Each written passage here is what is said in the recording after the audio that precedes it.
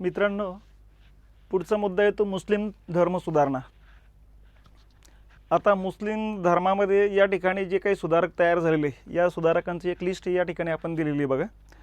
या ठिकाणी एक लक्षात घेतलं पाहिजे की इंग्रजांच्या कालखंडामध्ये जो काही इंग्रजी भाषेचा प्रसार झाला, पाश्चिमात्य भाषेचा जो काही पगडा भारतीयांवरती पडला, हा ज्या पद्धतीनं हिंदू धर्मियांवरती पडला त्याच पद्धतीनं मुस्लिम धर्मियांवरती सुद्धा पडताना दिसतो। आणि मुस्लिम धर्मामध्ये सुद्धा वेगवेगळे धर्मसुधारक किंवा समाजसुधारक निर्माण होताना दिसतात बघा। मग आता हे धर्मसुधारक किंवा समाजसुधारक कोण कोण आहे आणि त्यांच्या संस्था कुठल्या कुठल्या आहेत, तर यामध्ये 6 प्रमुख संस्थांवरती काम करायचं। या 6 प्रमुख संस्था आहेत बघा, ठीक आहे। मग आता त्यामध्ये काळानुसार आपण या संस्थांची मांडणी केलेली। यातली सगळ्यात पहिली संस्था आहे ती वहाबी आंदोलन, ठीक आहे। ही वहाबी आंदोलन पंजाबमध्ये आणि नंतर बिहारमध्ये सुरू झालेले आहे। 1820च्या कालखंडामध्ये शाह वलीउल्लाह यांनी या आंदोलनाची सुरुवात करताना दिसतात। या पाठीमागचं त्यांचं ध्येय अगोदर वेगळं होतं, नंतर वेगळं बनून गेलं बघा। सुरुवातीला इंग्रजांची हकालपट्टी करण्याकरता मुस्लिम समुदायामध्ये जनजागृती करणे हा सुरुवातीच्या कालखंडातला त्यांचा ध्येय उद्दिष्ट होतं। पण नंतर जसं इंग्रज त्यांच्या विरोधात गेले आणि त्यानंतर त्यांना ते दडपून टाकायला सुरुवात झाली, त्याच्यानंतर हळूहळू त्यांच्या लक्षात आलं की राजकीय क्षेत्रापेक्षा आपण धार्मिक आणि सामाजिक क्षेत्रात काम केलं पाहिजे। मग नंतर त्यांनी या ठिकाणी मुस्लिम धर्मावरती हिंदू आणि ख्रिश्चन धर्माचा पडणारा जो पगडा आहे तो पगडा कमी करण्याचं काम करायला सुरुवात केली बघा। आणि यासाठी मग जागोजागी वेगवेगळ्या संस्था या ठिकाणी त्यांनी स्थापन केलं आणि या संस्थेमार्फत त्यांनी प्रचार करायला सुरुवात करताना दिसतात बघा। तर अशा पद्धतीनं धार्मिक सुधारणासाठी ते सुरुवातीला या ठिकाणी राजकीय क्षेत्रात होते, नंतर धार्मिक क्षेत्रात उतरताना दिसतात। तर हे वहाबी आंदोलन म्हणायचं। तर हे वहाबी आंदोलन मुस्लिम समुदायातलं पहिलं आंदोलन मानलं जातं बघा। हे सामाजिक क्षेत्रातलं आंदोलन आहे। दुसरं आंदोलन येतं बघा टिटू मीर आंदोलन। हे टिटू मीर आंदोलन जे आहे ते 1820ला सुरुवात होते आणि 1830ला सुरुवात होते आणि टिटू मीर आंदोलन बिहारमध्ये सुरुवात होते बघा। टिटू मीर नावाचे मुस्लिम व्यक्ती होते, समाजसुधारक होते। हे वहाबी आंदोलनाचेच कार्यकर्ते होते आणि वहाबी आंदोलनाचं बिहारमध्ये जे काही प्रस्थ निर्माण करण्याचं काम केलं त्यामध्ये टिटू मीर यांचा खूप मोठा वाटा आहे। आणि या ठिकाणी ते प्रचार करत असताना त्यांच्या लक्षात आले की बिहारमधल्या मूळ समस्या वेगळ्या आहे। बिहारमध्ये मेजॉरिटी जो काही हिंदू वर्ग आहे तो जमीनदारांचा वर्ग आहे आणि त्यांच्या शेतीवरती काम करणारा गरीब मुस्लिमांचा वर्ग आहे। म्हणजे जो गरीब होता तो हिंदू होता, नंतर तो धर्मांतर केलेलं होतं त्यांनी। तर हा मुस्लिम वर्ग जो होता या ठिकाणी या मुस्लिमांवरती हिंदूंचे अत्याचार वाढलेले याची जाणीव त्यांना झाली आणि यातूनच त्यांच्या लक्षात आलं की धार्मिक प्रचार करण्याच्या ऐवजी या ठिकाणी जो काही गरीब मुस्लिम वर्ग आहे या गरीब मुस्लिमांवरती होणारा अन्याय अत्याचार दूर करण्यातच आपली भलाई आहे। आणि म्हणून त्यांनी मग या ठिकाणी हिंदू जमीनदाराच्या विरोधामध्ये एक आंदोलन सुरू केलेले।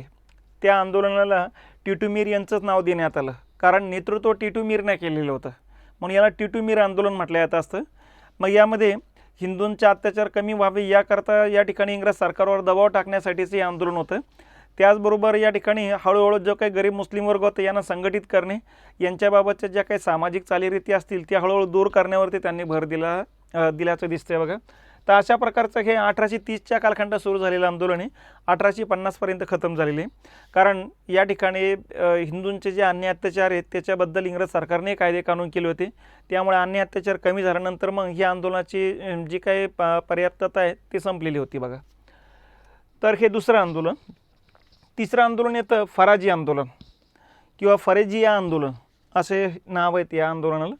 1850च्या कालखंडामध्ये बंगाल प्रांतात सुरू होतो बघा आणि हे आंदोलन सुरू केलं होतं हाजी शरीयत अल्लाह। तर यांनी सामाजिक क्षेत्रावरती जास्तीत जास्त कॉन्सन्ट्रेशन केलं होतं। समाजातल्या ज्या काही अनिष्ट रूढी परंपरा आहे, या ठिकाणी बुरखा पद्धत असू द्या, बालविवाह पद्धत असू द्या, मुलींना शिक्षण न देण्याच्या पद्धती असू द्या, किंवा या ठिकाणी उर्दू फारसी भाषेच्या ऐवजी आता इंग्रजी माध्यमातून शिक्षण घ्यावं अशा प्रकारचं विचार असू द्या, ह्या सगळ्यांची मांडणी करण्याचं काम या ठिकाणी या फराजी आंदोलनानं केल्याचं दिसतं बघा। हे फराजी आंदोलन आजचा बांगलादेश म्हणजे त्या कालखंडामध्ये पूर्व बंगाल नावाचा पट्टा येतो बघा। तर या पट्ट्यामध्ये या ठिकाणी ढाकाच्या आसपास ढाका, चितगाव वगैरे जो पट्टा येतो, मैमनसिंग, या पट्ट्यामध्ये या आंदोलनाची व्याप्ती वाढताना दिसते बघा। थोडक्यात काय, काळानुसार मुस्लिम समुदायांना बदलावं यासाठी फराजी आंदोलनानं प्रयत्न केल्याचे दिसतात। हाजी शरीयत अल्लाह यांनी, म्हणजे हे धर्मगुरू होते, यांनी या आंदोलनाची सुरुवात केल्याचे दिसते बघा। तर मुस्लिम समुदायामधलं हे तिसरं आंदोलन आहे। चौथं आंदोलन येते देवबंद आंदोलन। हे 1866ला सुरू होते उत्तर प्रदेशमध्ये। देवबंद नावाचं गाव आहे सहारनपूर जिल्ह्यामध्ये, ठीक आहे. तिथून या आंदोलनाला सुरुवात होते, म्हणून त्या गावाचंच नाव या आंदोलनाला देण्यात आलेलं आहे, देवबंद आंदोलन. या आंदोलनाची सुरुवात करतात मोहम्मद कासिम नानोतवी आणि रशीद अहमद गंगोई या दोघांनी सुरुवात केलेली आहे बघा. या आंदोलनाचा मूळ उद्देश हाच होता की धर्मातल्या चालीरीती व्यवस्थित चालू द्याव्या आणि चालीरीतीला व्यवस्थित वळण द्यावं, आणि यासाठी नेमके कुराणामध्ये काय सांगितलेलं आहे, या कुराणातल्या प्रत्येक शब्दाचा अर्थ लावण्याचं काम या ठिकाणी कोणीतरी करावं, याकरता हे दोन ज्येष्ठ लोक या ठिकाणी एकत्रित आले होते, मोहम्मद कासिम नानोतवी आणि रशीद अहमद गंगोही. या ज्येष्ठ लोकांनी या ठिकाणी कुराणाचा अर्थ लावणे, हदीसचा अर्थ लावणे, हदीस म्हणजे त्यांचं जे काही कायदे कानून आहे त्या कायदे कानूनबाबतचा अर्थ लावणे, कोणत्या गुन्ह्यासाठी कोणत्या प्रकारच्या शिक्षा असाव्यात, अशा प्रकारची मांडणी त्यांनी या ठिकाणी केल्याचं दिसतं बघा. तर अशा पद्धतीचं जे आंदोलन सुरू झालं होतं त्याला म्हणायचं देवबंद आंदोलन. आजही देवबंद आंदोलनातून या ठिकाणी मुस्लिम धर्मातला एखादा कूट प्रश्न निर्माण झाला तर नवीन परिपत्रक काढलं जात असतं बघा, ठीक आहे. तर अशा प्रकारचं नवीन परिपत्रक आजही हे देवबंद आंदोलनवाले काढत असतात. फक्त आजच्या कालखंडातला मुस्लिम समुदाय आता तो कितपत लागू करतात याच्यावरती बऱ्याच गोष्टी अवलंबून आहे. तर अगोदरच्या कालखंडामध्ये या ठिकाणी जसा तसा अर्थ लावण्याच्या पद्धती होत्या.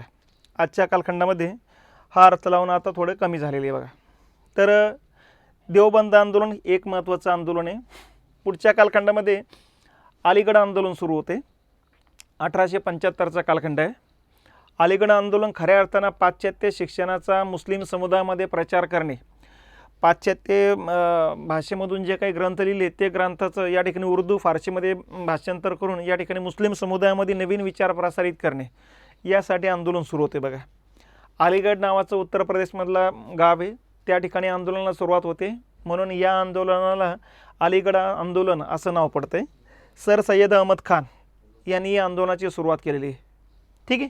सर सय्यद अहमद खान हे इंग्रजांच्या नोकरीला होते आणि नंतर रिटायर झाल्यानंतर मग त्यांनी या ठिकाणी मुस्लिम समुदायामध्ये इंग्रजी भाषेचा प्रसार करण्याला भर दिलेला आहे बघा. आणि यासाठी मोहम्मडन अँग्लो स्कूल या ठिकाणी स्थापना केली होती त्यांनी 1875ला. हिचंच रूपांतर पुढं अलीगढ मुस्लिम विद्यापीठामध्ये 1920ला होताना दिसते बघा. मुस्लिम समुदायासाठी या ठिकाणी ज्या काही वेगवेगळ्या संस्था स्थापन होऊ लागल्या, या संस्थांसाठी इंग्रज सरकारनं मोठ्या प्रमाणात अनुदान द्यायला सुरुवात केलेली बघा. आणि या अनुदानाच्या जोरावरती दिल्ली आणि आसपासचा जो परिसर आहे दिल्ली आणि आसपासचा जो परिसर आहे, या परिसरामध्ये या ठिकाणी मोठ्या प्रमाणामध्ये पाश्चात्य शिक्षण देणारे मुस्लिम समुदायामध्ये शाळा किंवा कॉलेजची स्थापना होताना दिसते, ठीक आहे. तर हे सगळं काम या ठिकाणी सर सय्यद अहमद खान यांनी केलं होतं. सुरुवातीला सर सय्यद अहमद खान हे राष्ट्रवादी विचाराचे होते. राष्ट्रवाद म्हणजे या ठिकाणी देशाबद्दलची भूमिका घेणारे होती. पण या ठिकाणी इंग्रजांच्या संपर्कात आल्यानंतर त्यांच्या लक्षात आलं आहे की भारतामध्ये मुस्लिमांना पुढच्या कालखंडामध्ये फारसे काही चांगले दिवस राहणार नाहीत, आणि म्हणून जोपर्यंत मुस्लिम समुदाय भारतामध्ये आहेत तोपर्यंतच खऱ्या अर्थानं आपल्याला विकास करता येईल. तर ह्या हिशोबानं त्यांनी मग मुस्लिमांच्या राजवटीचं समर्थन करायला सुरुवात केली बघा. म्हणून इंग्रजांनीही त्यांना सर्व पदवीनं सन्मानित केल्याचं दिसतंय. तर अशा पद्धतीनं या ठिकाणी मुस्लिम समाजातला चालीरीती दूर करणे, इंग्रजीचा प्रसार करण्यासाठी अलीगढ आंदोलन सुरू झालेले आहे बघा. आणि शेवटचं आंदोलन येतं अहमदिया आंदोलन. मिर्झा गुलाम अहमद नावाचे समाजसुधारक होते, त्यांच्या नावानं हे आंदोलन ओळखलं जातं, अहमदिया आंदोलन म्हणतो आपण. 1889च्या कालखंडामध्ये पंजाबमध्ये सुरू होताना दिसतं बघा. लक्षात या ठिकाणी धर्मामध्ये ज्या पंजाब प्रांतामध्ये धर्मामध्ये निर्माण झालेल्या ज्या रूढी परंपरा आहेत, अनिष्ट रूढी परंपरा, त्या अनिष्ट रूढी परंपराच्या विरोधामध्ये या ठिकाणी पिरी वगैरे ज्या काही चालीरीती होती, या कालखंडातल्या बुरखा पद्धती होत्या, बुरखा पद्धती तर आज तक आहेत चालूच आहेत त्या, या सगळ्या पद्धतीच्या विरोधामध्ये त्यांनी जनजागृती करण्याचं काम केल्याचं दिसतंय बघा. तर अशा पद्धतीनं या ठिकाणी मुस्लिम समाजमध्ये ज्या काही धर्मसुधारणा झाल्यात, तर हे 6 आंदोलनं लक्षात ठेवायचे, त्यांचे वर्ष आणि या ठिकाणी कोणत्या ठिकाणी त्यांनी आंदोलन केलेले. एकाच भागातलं आंदोलन नाही आहे, हे पंजाबमध्ये, हे बिहारमध्ये, हे बंगालमध्ये, हे उत्तर प्रदेश आणि पंजाबमध्ये, ठीक आहे. आणि हे संस्थापक लक्षात घ्यायचं आणि त्यांचं मुख्य काम आहे. तर हा झाला मुस्लिम धर्मसुधारणा नावाचा टॉपिक. पुढचा जो मुद्दा येतो पारशी धर्मसुधारणा आहे, ठीक आहे. पारशी समाजाबद्दल लक्षात असू द्या, हा मुंबई गुजरातच्या पट्ट्यामध्ये राहत असतो बघा. सिंध प्रांतातून इकडं आलेला आहे आणि ओरिजिनल तो इराणमधला आहे. इराणमध्ये पारसी समाज आहे, पारसी भाषा आहे, ठीक आहे. तिथं मुस्लिम धर्माची स्थापना झाली आणि त्यांनी मग पारसी समाजावरती आक्रमण करायला सुरुवात केली आणि तिथून हा पारसी समाज भारताकडे स्थलांतरित झालेला आहे. यांची संख्या खूप कमी आहे आणि यांची संख्या कमी जरी असली तर भांडवलदारांचा वर्ग आहे, संशोधकांचा वर्ग आहे. दादाभाई नौरोजीपासून ते आतापर्यंतच्या सिरम इन्स्टिट्यूटचे जे काही मालक आहेत तिथपर्यंत हे सगळे पारसी समाजाचे लोक आहेत. यांची संख्या जरी कमी असली तरी संघटित आहे आणि एकमेकांना सहकार्य करत जातात. समाजातल्या ज्या काही चालीरीती ते दूर करण्याकरता प्रयत्न करतात ते, ठीक आहे. तर अशा प्रकारचा हा पारसी समाज आहे आणि या पारसी समाजावरती सुद्धा इंग्रजी भाषेचा पाश्चात्य शिक्षणाचा पगडा पडताना दिसतो बघा.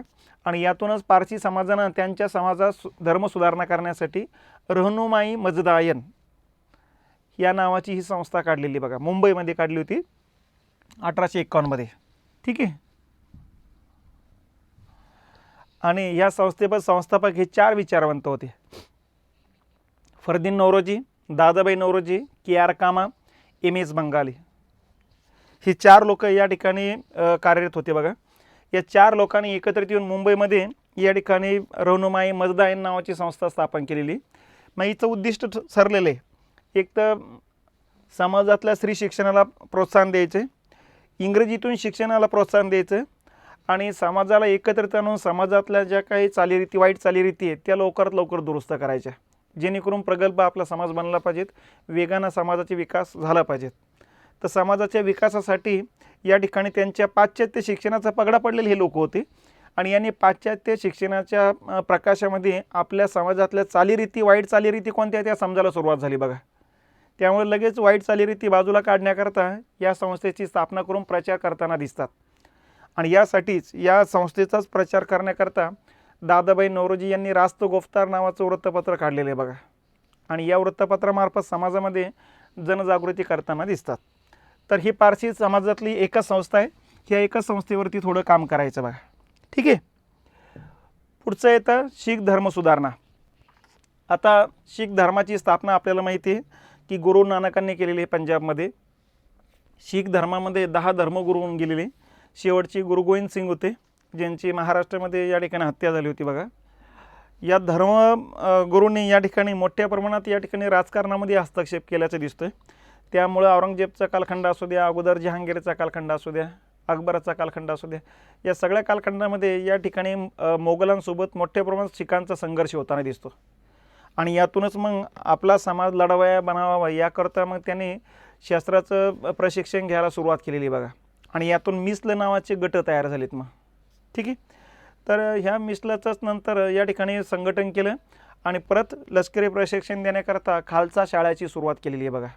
आणि या खालसा शाळेमार्फतच गुरु नानकाचं जे काही गुरुग्रंथ साहेबातलं जे तत्त्वज्ञान आहे या तत्त्वज्ञानाचा प्रचार करण्यावरती भर देताना दिसतात, ठीक आहे.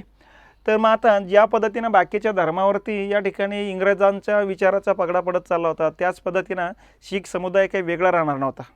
शीख समुदायावरती सुद्धा इंग्रजीचा प्रभाव पडताना दिसतोय, पाश्चात्य शिक्षणाचा पगडा पडताना दिसतोय. वैचारिक पद्धतीनं विचार करण्याची पद्धती इथं सुद्धा सुरुवात झालेली. आणि यातूनच मग यांनी सिंग सभा नावाची संस्था काढलेली आहे 1873ला अमृतसरला, लक्षात.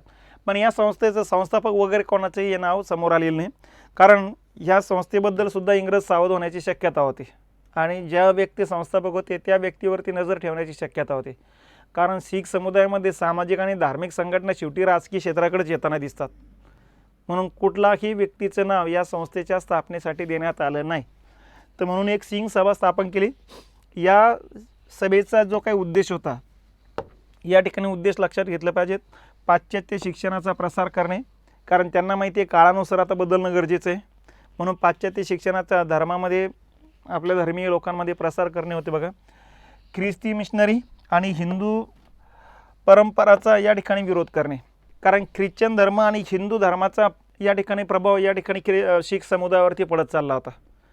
मग हळूहळू या ठिकाणी दुसऱ्या धर्माचा पगडा पडायला लागला की नंतर या ठिकाणी शीख समुदाय या ठिकाणी ख्रिश्चन किंवा हिंदू धर्म स्वीकारण्याची शक्यता नाकारता येत नव्हती. आणि म्हणून हा या ठिकाणी त्यांचा जो पगडा आहे हा पगडा कमी करणं गरजेचं होतं. आणि यासाठीच मग ही संस्था या ठिकाणी कार्यरत राहील अशा प्रकारचे विचार स्थापनेच्या वेळेस मांडण्यात आला होता बघा, ठीक आहे. आणि यातूनच मग सुरू झाल्या खालसा शाळा. ठीक आहे, खालसा शाळेचा उद्देश एकच होता, गुरु नानकांचा जो काही ग्रंथ आहे त्यातलं जे तत्त्वज्ञान आहे त्या तत्त्वज्ञानाचा प्रसार करण्यासाठीच्या ह्या शाळा होत्या बघा. तर धार्मिक शिक्षण देणाऱ्या शाळा याला म्हणायचं खालसा शाळा. आणि या ठिकाणी जे काही गुरुद्वारा आहे त्या गुरुद्वाराचं व्यवस्थापन व्यवस्थित करण्यासाठी पुढच्या कालखंडामध्ये अकाली आंदोलन सुरू झालं बघा.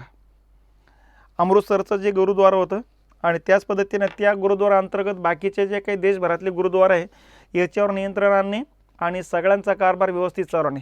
कारण इथं जो फंडिंग होतो ही मोठ्या प्रमाणात फंडिंग होत असतो आणि हा फंडिंग होताना मग इथं भ्रष्टाचार वाढत चालला होता. म्हणून त्याचं व्यवस्थापन व्यवस्थित करण्याकरता एक आंदोलन हातात घेतलं आलं, त्याला म्हणायचं अकाली आंदोलन.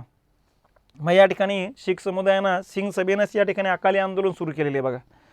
आणि या अकाली आंदोलनातच मग पुढं अकाली दल नावाचा राजकीय पक्ष उदयास आला आणि जो आजतागायत या ठिकाणी पंजाबमध्ये स्वतःचं अस्तित्व टिकून ठेवताना दिसतो. तर अशा पद्धतीनं हा शीख समुदाय येतो बघा, शीख धर्म सुधारणा. ठीक आहे, आता याच्यानंतर आपल्याला जे काही बघायचं, या आपण जे काही 4 धर्म सुधारणा बघितले, हिंदू धर्मातल्या सुधारणा बघितल्यात, मुस्लिम धर्मातल्या सुधारणा बघितल्यात, पारशी समाजातल्या आणि शीख समाजातल्या ज्या मेन संस्था होत्या त्यांच्यावरती काम केलेले बघा. आणि बाकीच्या ज्या काही सामाजिक आणि धार्मिक संस्था स्थापन झाल्या त्यांच्यावरती अगोदरच्या ज्या मेन संस्था आहेत त्यांच्याच विचाराचा पगडा पडताना दिसतात बघा. मग बाकीच्या संस्था कुठल्या कुठल्या आहेत त्यांची एक महत्त्वाची यादी या ठिकाणी आपण घेतलेली आहे बघा. मग यामध्ये सगळ्यात पहिली संस्था आहे आत्मीय सभा. आपण अगोदर चर्चा केली होती की भारतातली पहिली सामाजिक आणि धार्मिक संघटना कुठली असेल तर आत्मीय सभा आहे. सामाजिक जनजागृती करणारी संस्था होती.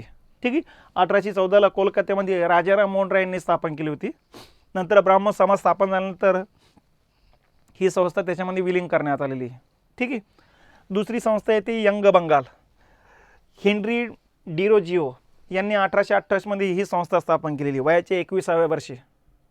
ठीक आहे, आणि यांनी स्थापना केल्यानंतर यांनी खऱ्या अर्थानं समाज सुधारणा करायला सुरुवात केली होती. मूळचे हे पोर्तुगालचे होते. ठीक आहे, भारतात त्यांचे आईवडील या ठिकाणी नोकरीच्या निमित्तानं आले आणि ते भारतात स्थायिक झाले. इथंच ते कोलकात्यामध्ये महाविद्यालयात शिकत असतानाच या ठिकाणी 22-23व्या वर्षी त्यांचा मृत्यू पण झालेला आहे. पण मधल्या 2-3 वर्षाच्या कालखंडात जे काही जनजागृती करण्याचं काम केले राजाराम मोहन राय आणि हेनरी डिरोजिओ यांचा प्रचार म्हणजे कोलकात्यामध्ये मोठ्या प्रमाणात सामाजिक आणि धार्मिक सुधारणांचा प्रचार मानला जायचा. तर अशा प्रकारचे दुसरे व्यक्ती होते. ब्राह्मो समाज आपण घेतलेल्याची 1828ला राजाराम मोहन रायने स्थापना केलेली. त्याच्यानंतर तत्वबोधिनी सभा. ठीक आहे, 1839ला देवेंद्रनाथ टागोर यांनी स्थापना केलेली बघा. तर ही संस्थासुद्धा ब्राह्मो समाजाचं सामाजिक तत्त्वज्ञानाचा प्रसार करण्यासाठी स्थापना केली होती. त्याच्यानंतर आदी ब्राह्मो समाज देवेंद्रनाथ टागोरांनी 1843ला काढलेली. ब्राह्मो समाजातलं जे धार्मिक तत्त्वज्ञान आहे त्या धार्मिक तत्त्वज्ञानाचा प्रचार करण्यासाठीची ही संस्था होती. ठीक आहे, नंतर मानव धर्म सभा आहे सुरतला 1844ला दादोबा तरखडकर आणि दुर्गाराम मच्छाराम यांनी काढलेली बघा. दादोबा पांडुरंग हे डेप्टी कलेक्टर होते, त्यामुळं मुंबई इलाख्यामध्ये, आता मुंबई इलाख्यामध्ये अगोदर गुजरात आणि महाराष्ट्र दोन्ही यायचे बघा. या भागात त्यांच्या नोकऱ्या राहायच्या. जिथं जिथं बदली व्हायचे तिथे सामाजिक क्षेत्रात स्वतःला झोकून द्यायचे बघा. यातून पहिली मानव धर्मसभा, सगळ्या मानवामध्ये या ठिकाणी ईश्वर शोधणारी पहिली संस्था म्हणून या ठिकाणी यांनी याचा वापर केलेला आहे बघा. परमहंस मंडळे 1849 तरखडकरांनीच काढलेली मुंबईमध्ये. परमहंस मंडळीचा उद्देश हाच होता की जाती व्यवस्था नष्ट करणे, आणि जाती व्यवस्था नष्ट करायचं असेल तर अस्पृश्यांच्या हस्ता आपण जेवण केलं पाहिजेत म्हणून उच्चवर्णीयांची ही संस्था होती. यामध्ये त्यांनी अस्पृश्यांच्या हस्ते जेवण करायला सुरुवात केली होती बघा. त्यांनी वाढलेलं जेवण हे जेवण करायचे, कारण त्या कालखंडामध्ये अस्पृश्यांची सावली पडणं निषिद्ध होते. स्पर्श होणं आणि बाकीच्या गोष्टी म्हणजे भयंकर मानल्या जात होत्या. तर अशा पद्धतीने ही परमहंस मंडळी या ठिकाणी मानली जायची बघा. पण यांची यादी ज्यावेळेस चोरीला गेली उच्चवर्णीयांची, त्याच वेळेस आता यांच्या लक्षात आलं समाज आपल्यावर बहिष्कार टाकतो काय करून, म्हणून प्रत्येकजणानं या ठिकाणी परमहंस मंडळीशी आपला काही संबंध नाही हे दाखवायला सुरुवात केली. आणि यातून हळूहळू ही संस्था लयाला जाताना दिसते. त्याच्यानंतर रहनुमाई मजदायन आपण आत्ताच बघितलेली 1851-52च्या कालखंडात स्थापन होती. त्याच्यानंतर scientific India Kolkata Syed Ahmad Khan, sir Syed Ahmad Khan यांनी ही काढलेली संस्था होती. ठीक आहे, तर ह्या संस्थेचा उद्देश हाच होता की वैज्ञानिक दृष्टिकोन या ठिकाणी प्रसारित करणे. त्याच्यानंतर देवबंद स्कूल आपण बघितलेली की कुराण आणि हदीसचा अर्थ लावणे आणि त्याच्या पद्धतीनं परिपत्रक जारी करणे. ठीक आहे. त्याच्यानंतर प्रार्थना समाज 1867 आत्माराम पांडुरंग यांनी काढलेली. देवेंद्रनाथ टागोर यांची जे काही 1866ची भारतीय ब्राह्मण समाज होती बघा, या भारतीय ब्राह्मण समाजाचा पगडा या ठिकाणी महाराष्ट्रातल्या दादोबा पांडुरंग यांच्यावरती पडला. दादोबा पांडुरंग, न्यायमूर्ती रानडे, बहुदाजी लाड, आणि यातूनच मग त्यांनी प्रार्थना समाज नावाची संस्था स्थापन केलेली बघा. ठीक आहे, 1867 मुंबईमध्ये. नंतर या ठिकाणी आहे सार्वजनिक सभा. सार्वजनिक सभेचा मूळचा उद्देश सुरुवातीला पुण्यामधलं एका मंदिराचं या ठिकाणी सांभाळ करण्याचं, व्यवस्थापन करण्यासाठीचं होतं. नंतर सामाजिक क्षेत्रात उतरले, नंतर राजकीय क्षेत्रात उतरलेले. काँग्रेसची पहिली जी संघटना जी स्थापन होणार होती ती पुण्याला, आणि पुण्याला स्थापन करण्यासाठी जिम्मेदारी घेतली होती सार्वजनिक सभेनं. पण दुर्दैवाने त्या कालखंडामध्ये कॉलराची साथ आली, आणि कॉलराची साथ आल्यामुळं या ठिकाणी सार्वजनिक सभेने सांगितलं की इकडे येऊ नका तुम्ही. त्यामुळं ऐनवेळी ही बैठक पुण्याच्या ऐवजी मुंबईला घेण्यात आली.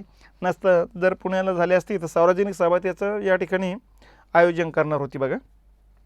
सत्यशोधक समाजाबद्दलही आपण अगोदरच बघितलेले, आर्य समाजाबद्दलही अगोदरच बघितलेले आपण. आणि शेवटची इथं पुढची येते थिऑसॉफिकल सोसायटी. ही अमेरिकेमध्ये स्थापन झालेली संस्था आहे. मॅडम ब्लॉटास्की आणि कर्नल ऑलकॉट यांनी 1875 न्यूयॉर्कमध्ये या संस्थेची स्थापना केली बघा. मॅडम ब्लॉटास्की अमेरिकेच्या होत्या आणि कर्नल ऑलकॉट रशियाची होते.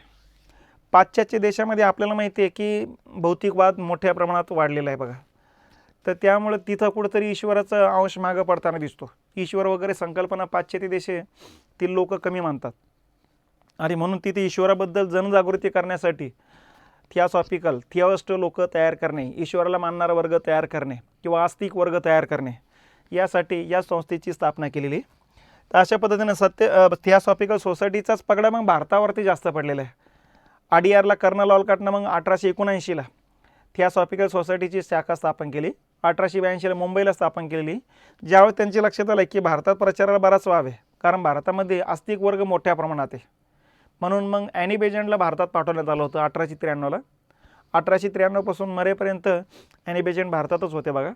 1893 ते 1914 या 20 वर्षाच्या कालखंडामध्ये मोठ्या प्रमाणात याने थिऑसॉफिकल सोसायटीच्या पूर्ण भारतभरात शाखा विस्तार करण्याचं काम केलं. यातून जवळपास 1600 शाखा स्थापन झालेल्या आहेत.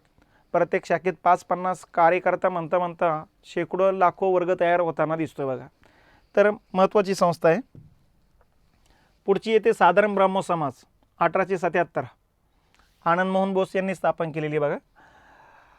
प्रार्थना समाजाचे जे काही कार्यकर्ते होते, केशवचंद्र सेन यांनी सामाजिक सुधारणेवरती भर दिला होता, म्हणजे विधवा विवाहावरती भर दिला होता, त्यानंतर प्रौढ विवाहावरती भर दिला होता, जरड विवाह नाकारला होता, बालविवाह नाकारला होता बघा.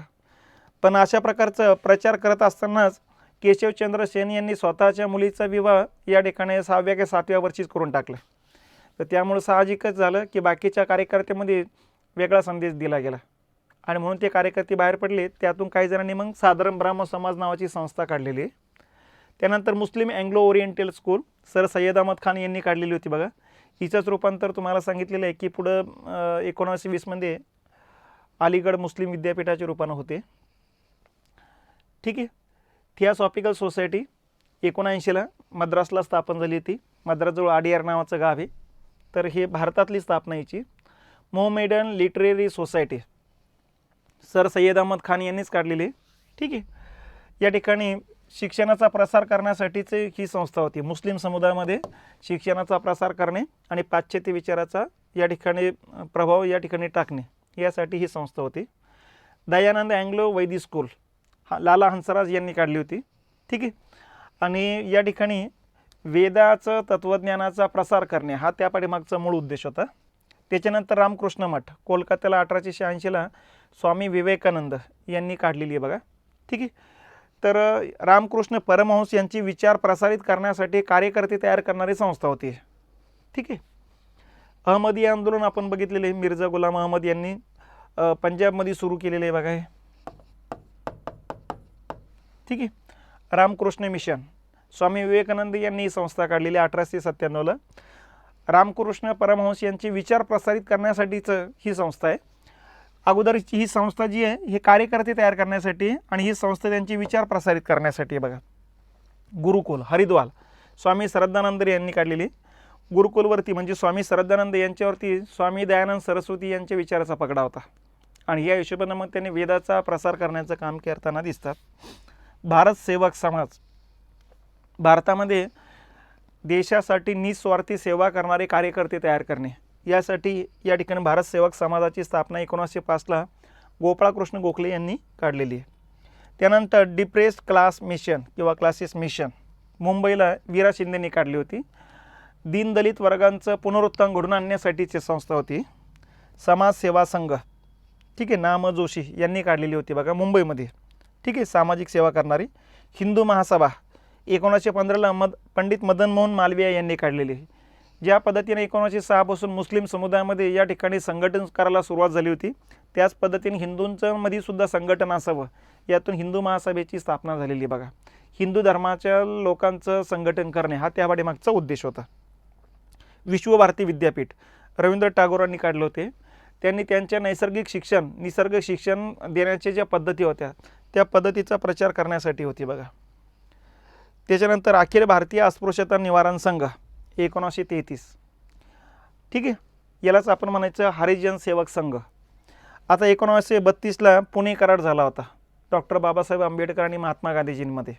जातीय निवाडा रद्द करण्यासाठीचा करार होता. या करारालाच या ठिकाणी पुणे करार, ऐक्य करार किंवा येरवडा करार म्हणतात. 24 सप्टेंबर 1932चा करार आहे. या करारामध्ये मग स्वतंत्र मतदारसंघाऐवजी आंबेडकरांनी राखीव मतदारसंघ स्वीकारलेले आणि त्याच वेळेस महात्मा गांधीजींनी मान्य केलं होतं की अस्पृश्यता निर्मूलन करण्यात येईल म्हणून तुरुंगातून सुटल्यानंतर, येरवडा तुरुंगातून सुटल्यानंतर त्यांनी अस्पृश्यता निवारण करण्यासाठीची ही संस्था काढली होती बघा, ठीक आहे. तर या ठिकाणी महात्मा गांधीजी तिचे संस्थापक येतील, ठीक आहे. तर ह्या काही महत्त्वाच्या संस्था आहेत बघा. हे एवढ्या 29-30 संस्था लक्षात घ्यायच्या, सामाजिक आणि धार्मिक, ज्या महत्त्वाच्या वाटल्यात. यातही तुम्ही एवढंच लक्षात ठेवायचं आहे की ज्या संस्थेच्या स्थापनेला यावर्षी किंवा पुढच्या वर्षी या ठिकाणी 50, 100, 150, 200 वर्षे होत असेल त्या संस्थांवरती थोडं काम करायचं, किंवा या ठिकाणी जे काही व्यक्ती आहे या व्यक्तीच्या जन्माला सुद्धा या ठिकाणी 50, 100, 150 वर्षे होत असेल तर त्या व्यक्तीवरती सुद्धा काम करायचं, कारण त्याच रिलेटेड प्रश्नावरती भर जास्तीत जास्त असतो बघा. त्यामुळे विषयाचा आवाका या ठिकाणी कमी करण्यासाठी हा एक महत्त्वाचा मुद्दा मानला जातो. तर हे झालं सामाजिक आणि धार्मिक सुधारणा चळवळ. मग याच्यावरती प्रश्न कसे आलेले आहेत किंवा येतात, प्रश्न थोडक्यात बघू आपण. पहिला मुद्दा येतो धार्मिक शुद्धी आणि बंगाली मुस्लिम समाजातील अनिष्ट प्रथा नष्ट करण्यासाठी हाजी शरीयत अल्लाह यांनी कोणती चळवळ सुरू केली? राज्यसेवा मुख्य परीक्षेला आलेला प्रश्न आहे. आता हाजी शरीयत अल्लाह यांनी जे काय आंदोलन सुरू केलेले हे फरियादी चळवळ म्हणतो आपण त्याला, ठीक आहे. आपल्याला माहिती आहे शाह वलीउल्लाह यांना वहाबी हा चळवळ सुरू केलेली, टिटुमीर नावाच्याच व्यक्तीनं सुरू केलेले आहे. आणि देवबंद जे मोहम्मद कासिम नानोतवी आणि रशीद अहमद गंगोही यांनी सुरुवात केलेली आहे बघा. तर हे फरियादी आंदोलन किंवा फिराजी आंदोलन म्हणतो आपण याला, फिराजी आंदोलन किंवा चळवळ असं आपण त्याला म्हणू शकतो बघा. तर हे आहे, ठीक आहे. त्याच्यानंतर स्वामी विवेकानंद यांनी रामकृष्ण मिशनची स्थापना कोणत्या वर्षी केली? म्हणजे सरळ प्रश्न आलेले आहेत बघा STI प्रिलिमला. तर आत्ताच आपण बघितलेले 1897ला केलेली, कोलकाता या ठिकाणी केलेली. रामकृष्ण परमहंस यांच्या विचाराचा प्रसार करण्यासाठी या संस्थेची स्थापना केलेली. आत्मीय सभा कोठे स्थापन करण्यात आली? तर आत्मीय सभा आपल्याला माहितीच आहे कोलकात्याला स्थापना करण्यात आलेली. राजा राममोहन रायनं स्थापना केली होती ही संस्था आणि सामाजिक जनजागृती करण्यासाठी स्थापन केली होती. आणि ही भारतातली पहिली सामाजिक संघटना आहे, ठीक आहे. असे मुद्दे लक्षात घ्या यामध्ये. त्याच्यानंतर मूळशंकर यांचे मूळशंकर हे टिंबटिंब यांचे मूळ नाव आहे. तर हे आहे कोणाचं मूळ नाव? स्वामी दयानंद सरस्वती यांचं मूळशंकर तिवारी असं त्यांचं सुरुवातीचं नाव होतं. नंतर मग स्वामी विवेकानंदांच्या नेतृत्वाखाली पातंजलीचा ज्यावेळेस अभ्यास केला त्याच्यानंतर मग त्यांनी तत्त्वज्ञान प्रसारित करायला सुरुवात केली या नावानं, स्वामी दयानंद सरस्वती नावानं. आणि यांनीच मग 1875ला या ठिकाणी आर्य समाज नावाची संस्था स्थापन करताना दिसतात बघा. स्वामी विवेकानंद यांचं मूळ नाव होतं नरेंद्र दत्त, ठीक आहे. रामकृष्ण परमहंस तेचे, स्वामी निगमानंद तेचे बघा, आणि यांचं नाव आहे तर मूळ शंकर तिवारी.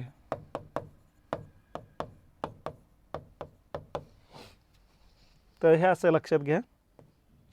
पुढचा प्रश्न येतो, वेदाकडे वळा असे कोणी म्हटलेले आहे? तर आपल्याला माहिती आहे स्वामी विवेकानंदांवरती वेदाच्या तत्त्वज्ञानाचा पगडा सर्वात जास्त होता, म्हणून त्यांनी सांगितलं वेदामध्येच मूळ हिंदू तत्त्वज्ञान आहे. वेदामध्ये सांगितलेलं आहे की मूर्तीपूजा करू नका, कारण त्यांनी काही मूर्तीपूजा केलेली नाही. वेदामध्ये यज्ञ प्रथाबद्दल या ठिकाणी नकारात्मक भावना. वेदामध्ये या ठिकाणी जाती व्यवस्था नाही आहे. वेदामध्ये या ठिकाणी बालविवाह पद्धत नाही आहे, ठीक आहे, जरड विवाह पद्धत नाही. वेदामध्ये सती जाण्याच्या पद्धती नाही, म्हणून त्याने सांगितलं वेदातलं मूळ तत्त्वज्ञान हिंदूंचं तत्त्वज्ञान आहे. म्हणून हिंदू धर्मीयांना सांगितलं तू यांना अगोदर वेदाचा अभ्यास करा आणि नंतर मग आपलं जे तत्त्वज्ञान आहे ते तुमच्या लक्षात येईल. सर सय्यद अहमद खान यांनी टिंबटिंब आहे काँग्रेसला विरोध केला, लोकशाही शासन पद्धतीस विरोध केला, पाश्चात्य शिक्षणास प्रोत्साहन दिले आणि वरील सर्व पर्याय बरोबर आहेत. तर या पाठीमागे हे वरील सर्व पर्याय बरोबर आहेत, कारण काँग्रेसला विरोध केलेला आहे त्यांनी, ठीक आहे. काँग्रेसला विरोध याकरता केला की काँग्रेसमध्ये या ठिकाणी हिंदू धर्मीयांच्याच लोकांची संख्या जास्त आहे, त्यामुळे ही संघटना मुस्लिम समाजाबद्दल कुठल्याही प्रकारची विकास करू शकत नाही, म्हणून काँग्रेसला विरोध केला होता. नंबर 2, लोकशाही शासन पद्धतीस सुद्धा विरोध केलेला आहे. या ठिकाणी विरोध करण्याच्या पाठीमागचं कारण काय? कारण आता लोकशाही जर भारतात आली इंग्रजांची राजवट जाऊन, तर लोकशाहीमध्ये बहुमताला महत्त्व राहणार आहे आणि बहुमतामध्ये या ठिकाणी हिंदूंची संख्या जास्त आहे भारतामध्ये, त्यामुळे हिंदूंचं सरकार येणार आहे. हिंदूंचं सरकार येणार असेल तर मुस्लिम समुदायाला या ठिकाणी कोणत्या प्रकारचे अधिकार राहणार नाही, म्हणून त्यांचं लोकशाही पद्धतीला सुद्धा विरोध केलेला आहे. त्याच्यानंतर पाश्चात्य शिक्षणास प्रोत्साहन दिलेले आहे. त्यांनी त्यांच्या समाजामध्ये या ठिकाणी पाश्चात्य शिक्षणाचा प्रसार व्हावा याकरता वेगवेगळ्या संस्था स्थापन केलेल्या आहे. पुढं मग अलीगड मुस्लिम विद्यापीठाची सुद्धा स्थापना केल्याचं दिसतं बघा. तर हे सगळे पर्याय बरोबर येतात, म्हणून उत्तर काय तुमचं 4 नंबर आहे, ठीक आहे.